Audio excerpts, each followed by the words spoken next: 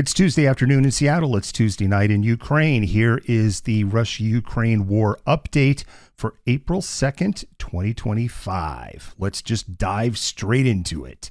It's another day where there's only been very small changes on the battlefield. Russian-Ukrainian forces have advanced in different locations. Going to go ahead and start in the Kharkiv Oblast of Russia. Russian mill blogger War Gonzo, who sometimes tries to be accurate, reported that fighting is still ongoing east of Olishnaya and that Ukrainian forces still control this village. He also reported that fighting continues in Guevo, in this area here, that Ukrainian forces are still holding the northern part and that Russian forces are in the south. He also reported a similar situation down here in Granal, that Ukrainian forces still hold that village. So there has been no change in territorial control in the Kharkiv Oblast. And the reason we believe War Gonzo's report is accurate is Russian forces were attacked in this area right here on April 1st. So we know that Russian troops are located here, and this is on our existing line of conflict. We did not change. We used what we call terrain analysis and concluded that Russian forces were in this area, and we were correct. Moving to the Belgorod Oblast of Russia, we significantly increased the area that Ukraine controls around Popovka. I don't think I'm saying that right, because in the Russian language, it's really hard to say P, and in English, it is almost impossible to train yourself not to say P. So thank you for your patience. On March 31st, Russian aerospace forces, that's the VKS, dropped a 3,000 kilogram bomb trying to destroy this earthen dam here. They missed by about 50 meters. The dam is still intact. However, that provided us information on how Ukrainian forces are getting to this village. If you had watched our analysis on March 31st, I explained how we weren't sure if Ukraine was coming from the south or coming from the north. Now we know where they're coming from, because Russia's attempt to blow up this dam means they were intending for the water to flow in this area. So now we know that Ukrainian forces are coming down on this road into the village. Before, we had the line of conflict, that's its orange area, along the road, right on the edge here. We now know that's impossible, because if Ukrainian forces are using this road, you can't have Russian forces right on the edge of the village. So we moved the line of conflict back 900 meters to the north and about 800 meters to the east. And we expanded the gray area right to the Kharkiv Belgorod Oblast border. So as of this recording, Ukraine controls about 15 square kilometers of the Belgorod Oblast. Next, we're going to go to the Kharkiv Oblast in Ukraine and the Kupiansk area of operation.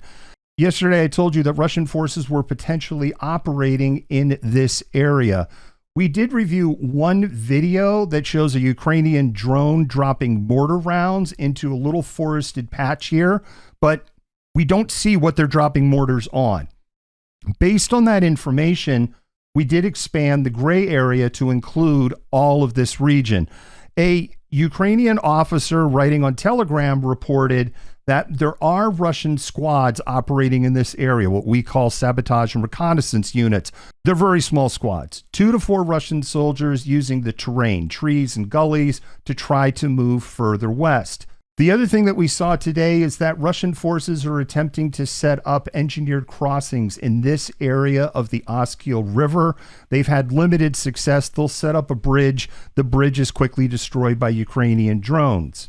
Once again, our contacts told us it's all good. It's under control. Don't worry about it. Let me give you my assessment. It is not good that Russia is expanding its presence west of the Oskil River and is trying to establish engineered crossings. However, it hasn't reached a level of crisis. In my personal assessment, this is no longer okay. Ukrainian commanders need to dedicate some troops and push Russian forces back across the Oskil River. This has some risk of becoming a much bigger problem in the weeks ahead. I'm not saying it's time to hit the panic button. I'm not saying that this is a crisis, but the time has come now to put some resources in this area and stop Russian activity.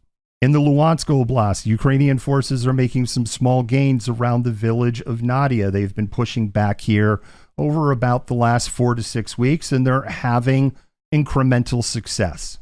In Chasiv Yar, there hasn't been any big changes. And the same goes for Toretsk. Southwest of Toretsk, we expanded the gray area into Alexandropol. There was a video that showed 2 Russian soldiers in this area. One was waving a Russian flag, and another one was firing their gun into the air. However, there's a problem.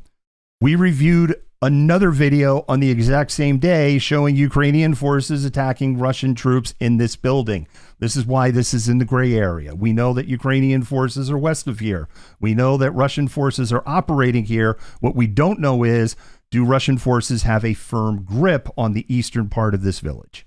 Next up is the Pokrovsk area. Over the last week, almost half of all of Russian attacks have been south and east of this city, and they don't really have anything to show for it. And we do have some territorial changes. They all favor Ukraine. Ukrainian forces have gained more control of the western part of Donetsk, and most importantly, the E50 highway, which is Russia's main route into Pokrovsk. Ukrainian forces have also gained more control of Zeline, occupying now the eastern part of the village. Ukrainian forces have advanced southeast out of this village here. I'm sorry, I'm not even going to try and say its name. They now control the tree line in this area. We reduced the gray area that was extended over here. We now know that Russian forces are not there. In our April 1st update, I told you that we would probably reduce the gray area west of Nadiavika, and we did. There are just no indications that Russian forces are anywhere around this village here, so we have pulled the gray area back. Russian armor made another attempt to advance on Bohendvika. This time they were stopped east of the village. They really want this village. In the Vremvika area of operation, Russian forces tried to advance on Novosilka using a road that's in this area right here.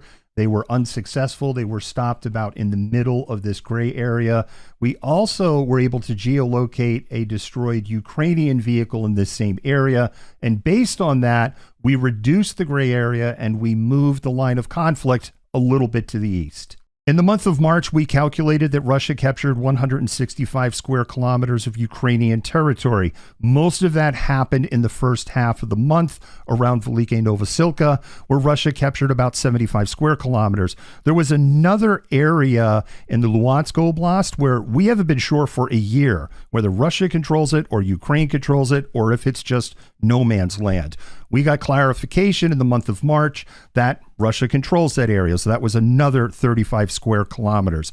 The rest of it, the other, I think, 50 square kilometers, if I have the math right in my head, was scattered in various locations across the entire line of conflict. At the current rate of advance for Russia, this was the slowest advance they've had since June of 2024. Russia just needs another 252 years and 2 months to capture the rest of Ukraine and approximately 113 million soldiers. Math is fun.